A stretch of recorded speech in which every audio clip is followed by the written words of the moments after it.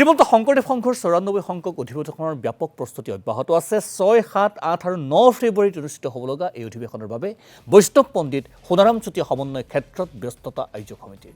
মহুবন্ধাৰ এৰালতলী পথাৰত দেখা গৈছে ভকত বৈষ্ণৱৰ ব্যাপক তৎপৰতা। প্ৰায় ১২০০ বিঘা মাটিকালি সামৰি আয়োজন চলিছে বিশাল অধিৱেশনৰ। মই এই মুহূৰ্তত পোনে পোনে তালৈ যাবলৈ চেষ্টা কৰিম। সোণাৰাম চুতীয়া সমন্বয় ক্ষেত্ৰত মোৰ সতীৰ্থ মৃদুস্মন্ত আছে।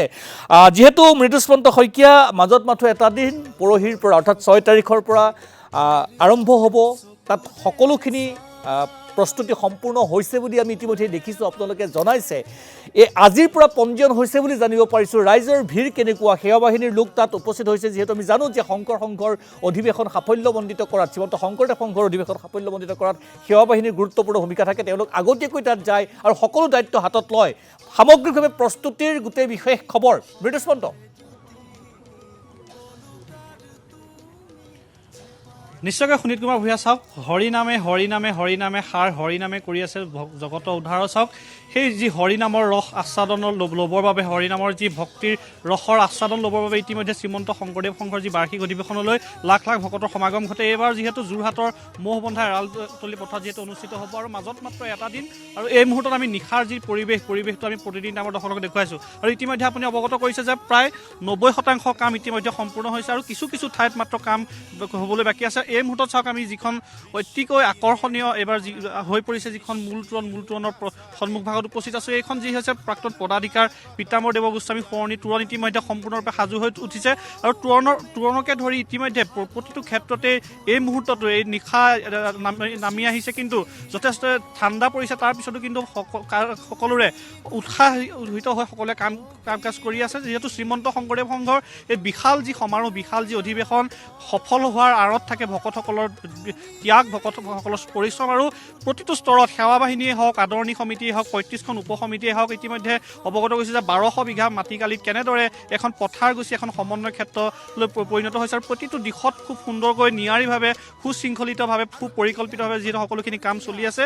এই মুহূৰ্তত নিশাৰ পৰিৱেশটো চাওক, ইয়ালৈ যেনেদৰে আয়োজক সমিতি ব্যস্ত হৈ আছে তাৰ সমান্তৰালভাৱে কিন্তু এতিয়াৰ পৰাই ইয়ালৈ ৰাতি এই মুহূৰ্তলৈকে কিন্তু ইয়াতে যি চাবলৈ অহা ভক্তৰো ভিৰ ইতিমধ্যে কমা নাই। আমি পৰিৱেশটো প্ৰতিদিন মই এটা কথা জানিবলৈ চেষ্টা কৰিম মৃদুস্মন্ত, যে কিমান ভক্তৰ সমাগম হ'ব বুলি অনুমান কৰা হৈছে আৰু তেখেতসকলক অভ্যৰ্থনা জনাবৰ কাৰণে কিমান সংখ্যক সেৱা বাহিনীৰ লোক বা উদযাপন সমিতিৰ বিষয়ববীয়া সাজু হৈছে, কিমান ভক্তৰ সমাগম ঘটাৰ সম্ভাৱনা আছে? যথেষ্ট সংখ্যক লোকৰ সমাগম ঘটে, দৰ্শনাৰ্থীৰ সমাগম ঘটে। সমগ্ৰ অসম বা অসমৰ বাহিৰৰো শ্ৰীমন্ত শংকৰদেৱ সংঘৰ যিমানসকল ভক্ত থাকে সকলো আহে। কিমান ভক্তৰ সমাগম হোৱাৰ সম্ভাৱনা প্ৰকট হৈ পৰিছে মৃদুস্মন্ত? হয়, নিশ্চিতভাৱে সুনীত কুমাৰ ভূঞা চাওক, আমি যেতিয়া সেৱা বাহিনীৰ আজি কেন্দ্ৰীয় সেৱা বাহিনীৰ মুখ্য অধিনায়কগৰাকীৰ সৈতে কথা পাতিছিলোঁ, আদৰণি সমিতিৰ সভাপতি সাধাৰণ সম্পাদকৰ সৈতে কথা পাতিছিলোঁ, এইবাৰ প্ৰায় ৩০ লক্ষাধিক ভকতৰ সমাগম হোৱাৰ ইতিমধ্যে তেওঁলোকে আশংকা ব্যক্ত কৰিছে। আৰু যিহেতু প্ৰতিটো বছৰতে যাওঁ আৰু এই বৰ্ষত ভক্তৰ সমাগম হোৱা ভকতৰ সংখ্যা বৃদ্ধি হোৱাৰ এটা মূল কাৰণ হৈছে যি ৩৭নং ৰাষ্ট্ৰীয় ঘাইপথৰ নিচেই কাষতেই এই যি মহবন্ধা এৰালতলী পথাৰ, যিহেতু ৩৭নং ৰাষ্ট্ৰীয় ঘাইপথৰ নিচেই কাষতে যিহেতু অধিৱেশনখন অনুষ্ঠিত হ'ব, সেয়েহে এই বৰ্ষত আন বৰ্ষতকৈ আৰু অধিক ভক্তৰ সমাগম হোৱাৰ ইতিমধ্যে কথা তেওঁলোকে অৱগত কৰিছে। তাৰ সমান্তৰালভাৱে আপুনি যদি চাই, এইবাৰ ১৫,০০০ সেৱা বাহিনীৰ সেৱক সেৱিকা ইয়াতে সমাগম হ'ব বুলি ইতিমধ্যে কৈছে কেন্দ্ৰীয় সেৱা বাহিনীৰ মুখ্য অধিনায়কগৰাকীয়ে। তাৰ সমান্তৰালভাৱে ইতিমধ্যে প্ৰায় ১০ৰ পৰা ১২,০০০ ভকতে একেলগে সিদ্ধপ্ৰসাদ গ্ৰহণ কৰিব পৰা ইতিমধ্যে ভোজনালয় সম্পূৰ্ণৰূপে সাজু হৈ উঠিছে। তাৰ সমান্তৰালভাৱে ২০০ চৌকাত ৬০০ ৰান্ধনীয়ে কাম কৰিব পৰা সকলোখিনি ইতিমধ্যে সাজু হৈ উঠিছে আৰু প্ৰতিটো স্তৰৰ প্ৰতিটো ক্ষেত্ৰত নিয়াৰিকৈ সুপৰিকল্পিত। আৰু আন এটা বিষয়টো উল্লেখ কৰিব লাগিব যে এইবাৰ যিহেতু শ্ৰীমন্ত শংকৰদেৱ সংঘৰ অধিৱেশন বুলি ক'লে থাকে সাংস্কৃতিক শোভাযাত্ৰা, বাৰে ৰহণীয়া বাৰে বৰণীয়া যি ভাগৱত সভা সাংস্কৃতিক শোভাযাত্ৰা হয়, সেই সাংস্কৃতিক শোভাযাত্ৰাই যথেষ্ট আকৰ্ষণ বৃদ্ধি কৰে। এই বৰ্ষত কিন্তু যিহেতু ৩৭নং ৰাষ্ট্ৰীয় ঘাইপথৰ কাষতে যিহেতু অধিৱেশনখন অনুষ্ঠিত হৈছে, সেই শোভাযাত্ৰাটোক লৈ বিশেষ ধৰণৰ তৎপৰতা গ্ৰহণ কৰিছে, কাৰণ ৩৭নং ৰাষ্ট্ৰীয় ঘাইপথৰ মূল পথেদি নহয়, উপপথেদি শোভাযাত্ৰাটো যোৱা হ'ব।